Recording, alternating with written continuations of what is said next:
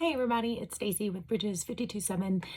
Wanted to touch base about the Black Widow. I just saw it yesterday. Thought I would put a few thoughts together, just some of the different parallels. The Marvel movies have a lot.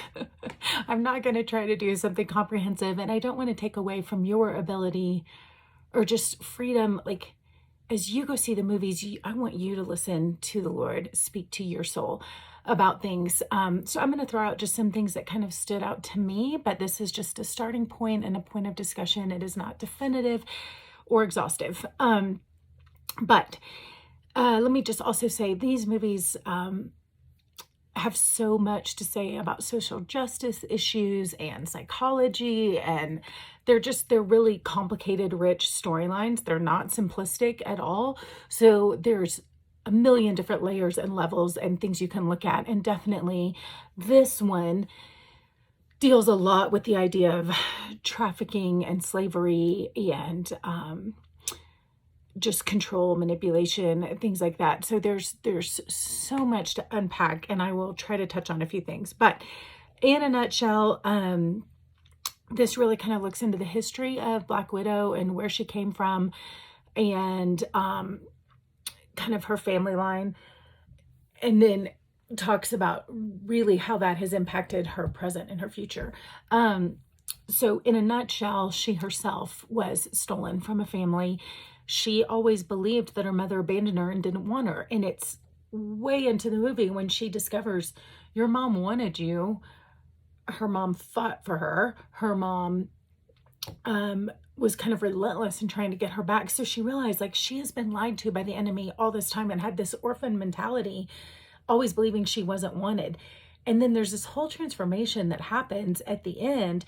First off, she wasn't abandoned, she was chosen. Maybe chosen by the enemy, but she was also chosen later by the good guys, so to speak. In kingdom terms, I would say, like, yes, the enemy chose her for his purposes, but the Lord also chose her for his. And to me, she's a Moses character, where she was, so Moses was, there was a edict against the children. They were all kind of slaughtered. He was saved in a river, goes on and is raised in the enemy's palace. But as he goes back to become a deliverer of his own people, he now knows all the tricks and trades of the enemy. He understands how they think. He knows their ways. This is the Black Widow. She is one of a million girls who were trafficked, who were stolen from their families, put into slavery. Again, you could be talking about sex slavery. You could be talking about like the African armies, where they are stealing children and conscripting them into actual armies. So there's all kinds of different parallels in just our modern day social justice issues that we could apply this to. But she's saved. She's put into the enemy camp, raised by the enemy to be a spy. As she later defects, this movie is all about her going back as a Moses character to help redeem other women who have been in her shoes. All these other kids, women who have been Black widows, and she brings freedom to them. And she's able to do that largely because she understands how the enemy operates. And she had a family. It was a fake family, but yet later you hear them saying, what was real to me? Like, it may have been forced on us, but it actually mattered and it was real to us. We cared about each other. So there's a beautiful thing that happens there. But she goes and she gets the father and the mother that she had and the sister, who have all been raised by the enemy, and trained in his camp. But they actually, the family goes and rescues, and they have the inner workings. Her mother knows exactly where the enemy has been hiding all this time. Nobody's been able to find him, but she knows because she's been working for him. So again, it was the Black Widow, like the very fact that, like Moses, she was raised in the palace and had all these inside connections, that she knew exactly who to go to, how to help, and how to get these girls out of slavery. So strong ties to Moses in this. And then as they go in and they're working with the women, I think one of the things that also stood out, all of these women have been trained to fight for the enemy, and they've all been lied to. And actually, literally, they're under, in the Marvel universe, it's not just lies, it's like chemical mind manipulation, extreme programming, where they're not able to control themselves. And so there's a powder, which really I would say equates to the truth of the gospel. You have these Saul Paul moments where these girls who were once murderous people on the one side, suddenly the truth hits, and it's to, like Paul, it was a blinding light. For them, it's a red powder that comes, but red reminded me of the blood of Christ, right? And this powder, they're coated in this red blood, so to speak.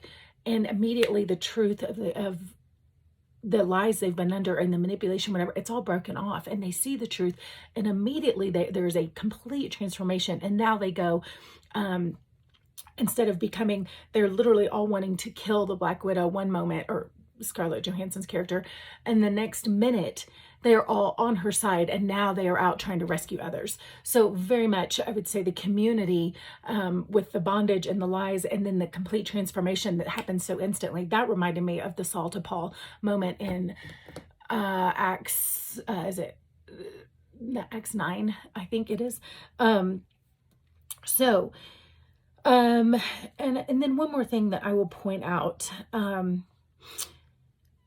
just this victim mentality that, like, I've been totally abandoned, as the truth of her history began to dawn on her, and she began to see that she wasn't abandoned. Her mom lost control. She was stolen. She was chosen.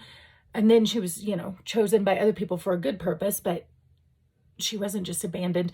She had seen all of her reality through that lie of abandonment. So when she lost her fake family because they had to run for their lives and whatever their mission was over, they all disbanded. She and her sister felt totally abandoned by their mother. And then she abandoned her sister. They all abandoned each other. And she was like, well, it didn't matter. It was all fake. So, and she says, you weren't the first person that abandoned me. Like, I've already had mothers abandon me. So you were just another, because she fully believed she'd been abandoned. But when she realized her mom didn't abandon her, now she's able to see this other woman through a different lens, and starts to realize, like, things are a little more complicated than she realized. And at the end, she says, my whole life, I didn't think I had any family, but turns out I had two, because she had, like, the Avengers and this kind of fake family that she had experienced family by all of them. And it's like, okay. And then she begins to have hope, because the Avengers at this point have disbanded and they're dysfunctional. Her own family had disbanded and been dysfunctional, but then they were all able to reconcile and put it back together. And she realized there was still love and affection there. And it gives her hope for, I would, in my Christian terms, what God could do for this other family dysfunction that she has. And I just love that message of hope, that it's a testimony. Testimony means do it again. So as she experiences freedom and breakthrough in one area, she begins to expect that it can happen in another one. That is the nature and the hope of our testimony. Not only that as we share our testimony, it brings others freedom, but also just for our own selves, it reminds us of what God can do. Again, when we face hardships, we go back and we draw on the testimony of who God has been for our life, what he's done, and what he can do again in our lives. So those are just a couple of sorry. I just saw my note that says God puts the lonely in families. That also was running through my mind in this, just so often throughout this whole, just over and over and over. That was such a theme of this show, that he puts the lonely in families. That's Psalm 68 verse 6. Anyways, but as these were just a couple of the quick thoughts that as I was watching the movie and kind of pondering it later, were kind of coming back to mine. And like I said, I really loved the connections to Moses and to Saul. So hopefully as you kind of watch and ruminate on this, it'll give you better things to anchor onto. And my hope and prayer is not just that these things mean something to you, but that you go and make your own connections and God starts really speaking to you in new ways, even as you're just going to the movies. All right, thanks.